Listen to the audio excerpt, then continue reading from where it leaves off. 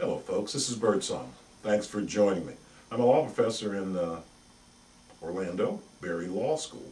I have a blog, it's called birdsongslaw.com. I put up there a lot of things I've written, things my students write, and sometimes I collect these weird criminal law stories from around the world.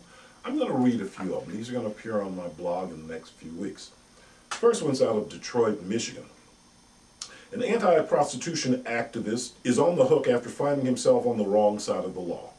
The 51-year-old Detroit man was arrested for impersonating an officer, flashing a badge at a streetwalker and yelling, "Get off the street!"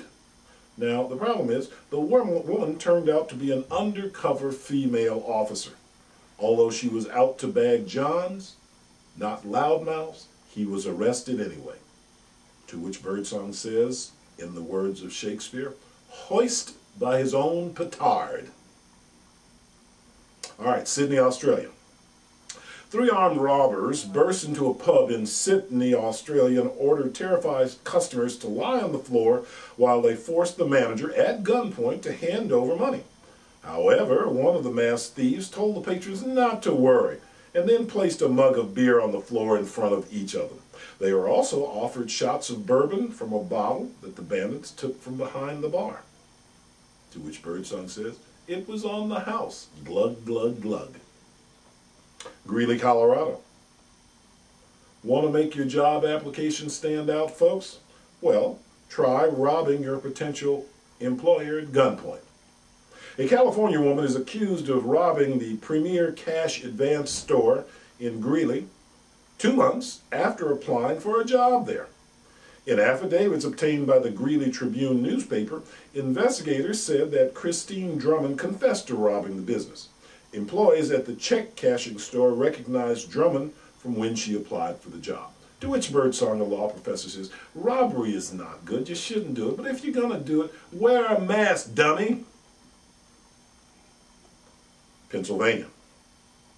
Some crooks need heavy weaponry to pull off their heists. Gino Conti needed only a fork. The 31-year-old Pennsylvania man used the kitchen cutlery to hold up a gas station at fork point, said police. Now, this happened in late January 2010. Apparently, the sight of the prongs terrified the clerk, and Conti allegedly made off with cigarettes before being nabbed. What an idiot. And I'm talking about the clerk, not the robber.